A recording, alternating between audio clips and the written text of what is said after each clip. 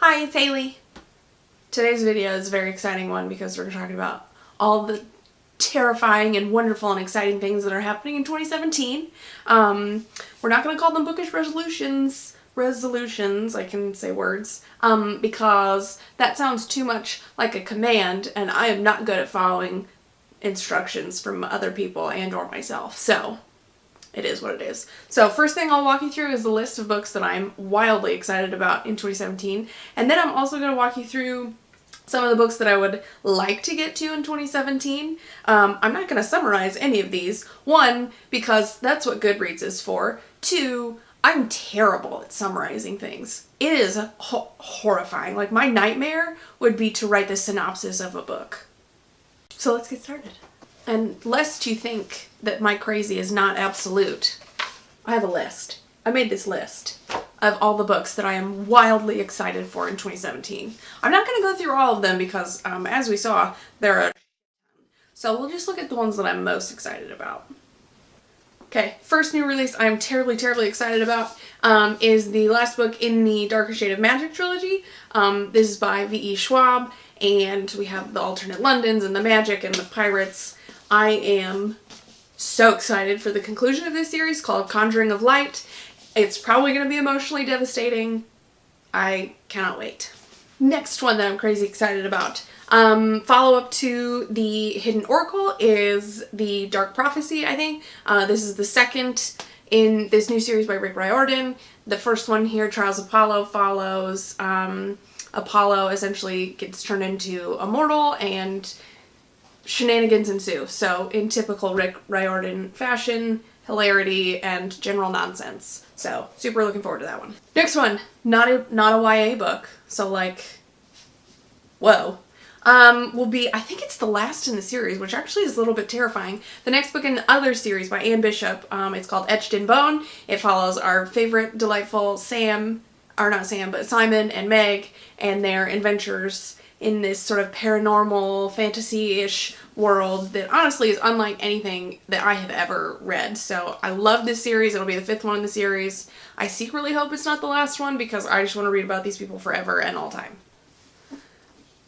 Next one is the this is just a duology, which side note, completely separate conversation. I love duologies, but so Nemesis by Anna Banks came out last year, was a little bit of a surprise for me. I didn't super care for her trilogy that had to do with like mermaids. I don't know, it just wasn't for me. I loved Nemesis. I thought it was really cool. It just was one of those stories that really sucked me in, and you know, like 2 hours later I was done with the book. So the follow-up to this comes out, I believe it's called Ally. Another duology, friends, and another V.E. Schwab.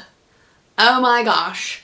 Our Dark Duet comes out. I can't handle the level of need that I have for her book. I will probably still be emotionally devastated from A Conjuring of Light by the time that Our Dark Duet comes out.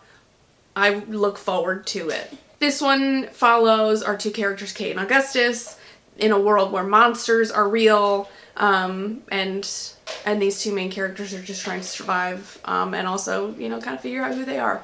Last, and definitely not least, I think you know where I'm going with this.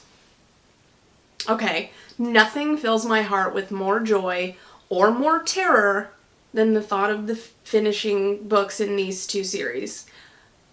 Okay, here's the thought, guys. Sarah J. Maas has never finished a series. We don't know if she believes in happily ever after. What if horrifying things happen? Like, I will not be able to cope. I'm not joking. I can't handle it. I have been following the Throne of Glass series since the first one came out with that funny looking cover with the actual, you know, Barbie doll on the front. I love this series. Selena / Aelin is the most magical being of the entirety of my heart. I love these books and I cannot wait to see how their story ends.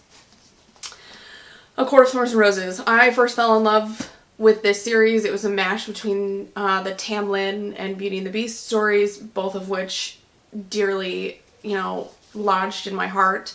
And then this one came out and, you know, just sort of changed the game for me in terms of favorite all-time books. And I know there's going to be like more in the series, but I believe that like this story arc. So, you know, Feyre's story ends with a court of wings and ruin, and like I'm terrified. Okay, so the second half of my 2017 reading will be finishing finishing the series that I have just sitting on my shelves. These are series where they are finished, all books are out. I've usually read the first or second and just haven't gotten around to finishing the last. So mostly this theme of my reading deals with shame and my inexplicable lack of, you know, finishing series. Okay, first one. I need to finish the Remnant Chronicles. Oh my gosh. Kiss of Deception was one of my favorite books. I loved it. Loved it so much. Never got around to reading the second two. I don't know why. I need to see how this ends. I need to. Frostlike Night. I mean, again, I read the first two. Loved the first two. Actually, I didn't love the second one quite as much as I loved the first one. But I mean, come on. I need to finish this. I've heard nothing but wonderful things. Don't even look at me. Just, were you to ask me why I haven't finished the Young Elites series, I wouldn't have an answer for you. I read the Young Elites, loved it. Marie Lu, I'm sorry. I know it's magnificent, even though I haven't read it. Okay, I haven't seen as many people talking about this series, which bums me out. So this is what's the first one? The Burning Sky Trilogy by Sherry Thomas. I read The Burning Sky. I loved it. And I think it's the same thing with all the other ones. I didn't want to read the second one for fear that it had a cliffhanger and, you know, God forbid. So I waited till all of them come out and then I don't read all of them. So I would love to finish up this series. Let's talk about the most stunningly magnificent book covers of all time, shall we? Let's just take a moment. Take a moment with me. Be with me. Oh my god. Okay, so, I actually haven't finished the first book in this series yet. So this is the last book in the, I think it's called the Firebird trilogy. So the premise of this was something that I always thought was really cool, the whole multiple dimensions thing.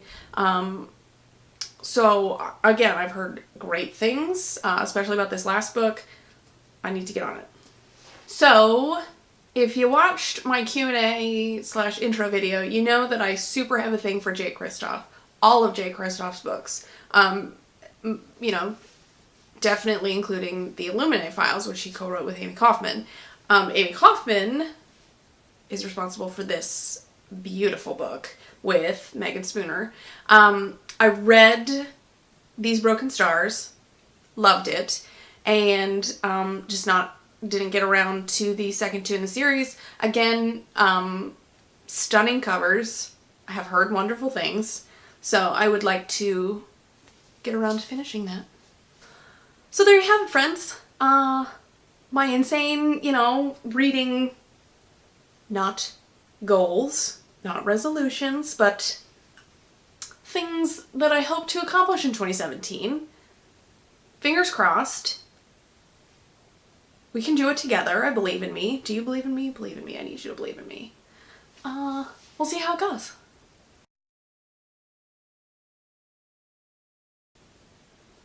Starting to have a little bit of a panic attack and thinking about these books that I'm not reading at this exact moment. My panic comes out in the form of burping. That's normal, right?